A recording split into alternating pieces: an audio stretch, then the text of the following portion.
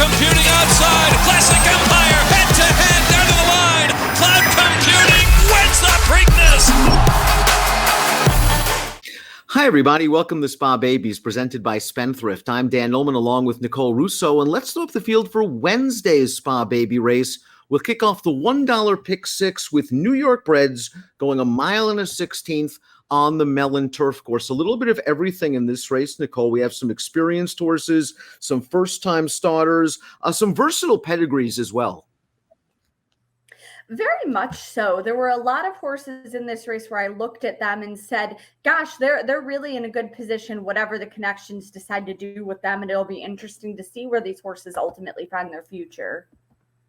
A nice full field, and down on the rail is the number 1 Raw Courage. And here's one of those versatile pedigrees by declaration of war. Certainly a horse that can get a nice turf runner and some nice dirt ability on the bottom. The dam, a half-sister to Miss Locust Point, who I believe won the Barbara Fritchie, a half to Warrant, who I believe won the Texas Derby on dirt. This horse has sprinted twice, has done okay on the dirt. I think he's going to be okay stretching out, can work out a good trip from the rail. I think so. He should really have some foundation with those 2 races under his belt. And both of those races were taken off the turf. So the turf intent has certainly been there all along. One of a couple of horses in here coming out of the maiden at Belmont, won by Run Curtis Run, who came back to win the Rick Violet last week here at Saratoga, flattering that maiden field. Number 2 is Toga Dancer, going out for trainer Michelle Nevin, who popped with a big price first-time starter on turf last month. This one's by War Dancer, a good turf horse in his day, a $10,000 weanling purchase. War Dancer, 7% winners, juvenile debut runners, 10% first turf. Dan was good on turf, multiple stakes winner.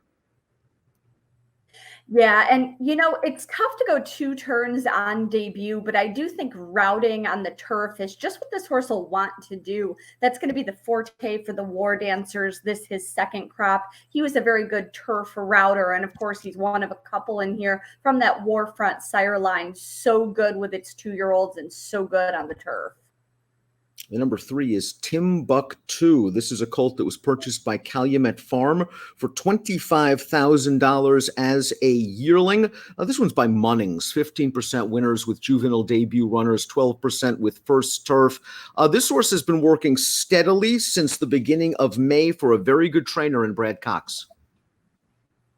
Yeah, and this barn doing well at this meet to date. And Munning's kind of a sneaky good turf sire. Not necessarily what he's known for, but he can get it done. That 12% statistic, very good. Munning's having a very good year. And the dam is by Scat Daddy, adding some more turf and versatility to this pedigree.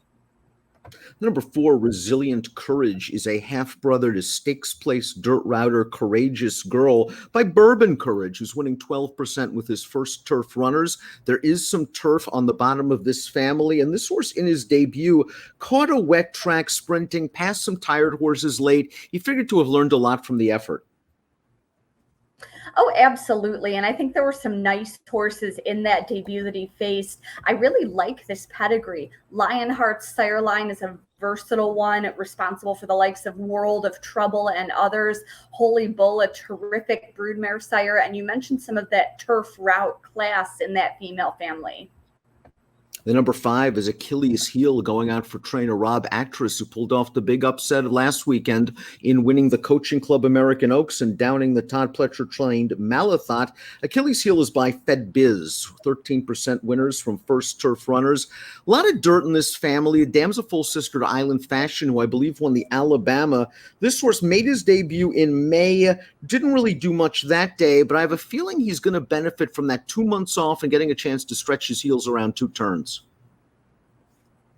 I think so as well. And this is another really versatile pedigree. You mentioned that grade 1 winner, Island Fashion, in the immediate family. Sire Fed Biz by Giants Causeway. Very good on the turf. Just this year, he has Intercontinental and Giants Causeway winner Change of Control. The very good turf sprinter, Front Run the Fed, who was 3rd in the poker last month behind a couple of good horses and others. Another horse that certainly should be fit from plenty of workouts is the 6, Veinticuatro, going out for trainer Rudy Rodriguez. Arad Ortiz takes them out. This is a son of boys at Toscanova, the family of Cara Raffaella. The dam was a router. She was able to go well going 2 turns. And I think this horse, I think he might need a race, to be honest with you, Nicole. A lot of workouts coming up into this, and I think he's just going to benefit from this experience. I think he'll benefit from the experience, and I think he actually might benefit from getting a dirt start in the future by boys at Toscanova, the winner of the Hopeful, the family of Grade 1 winner Cara Raffaella, who, of course, is the dam of Bernardini. It really looks like more of a dirt pedigree to me. Number 7 is Heart of Savino. This is a son of Midnight Loot with plenty of experience. He's already raced twice on the dirt. He finished behind Raw Courage over Sloppy Going on July the 2nd. This, though, is a half-brother to a juvenile stakes place turf sprinter in Embracing Hearts. A lot of speed in this pedigree. I'm curious to see how he'll fare around 2 turns.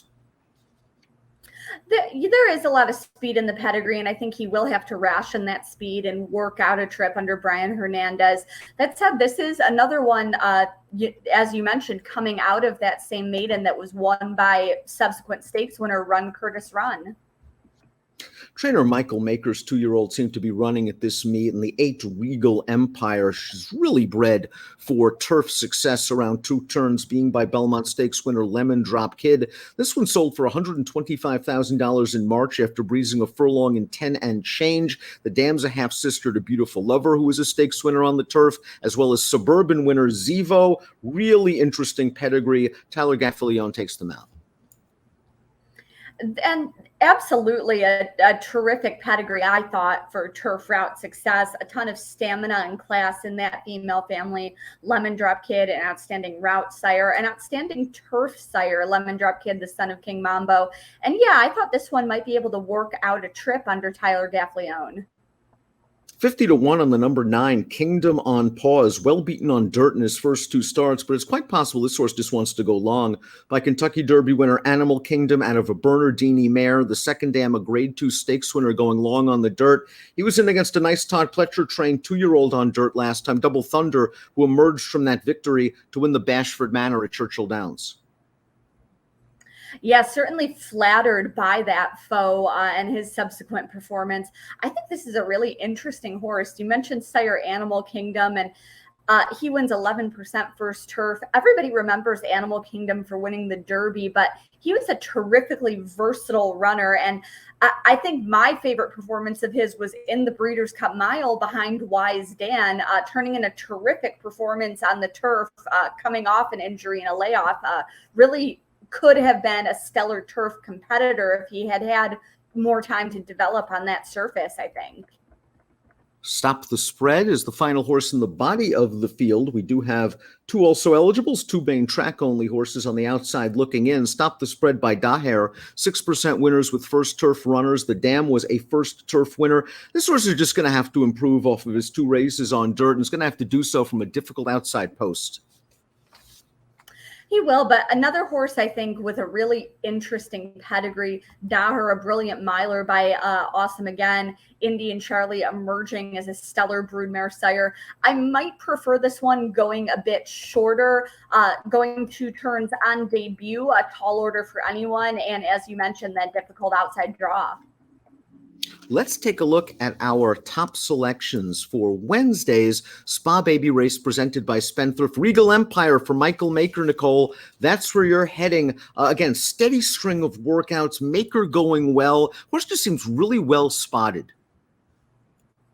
That was sort of my thinking as well. This was the horse where when I was paging through their pedigrees, I said, wow, turf success, top and bottom. The Maker horse is going well. I think this one can work at a trip under Tyler Gaffalione.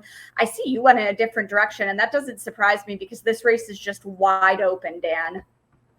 Timbuktu, a little short on the morning line for my liking, 2-1 for a first-time starter, but I really like this pedigree. Munnings over Scat Daddy going out for trainer Brad Cox.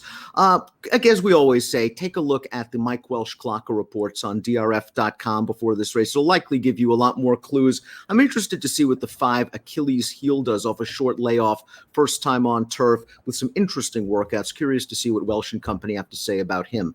8327 for Nicole, 3524 for me. It's Wednesday's Spa Babies, presented by Spendthrift.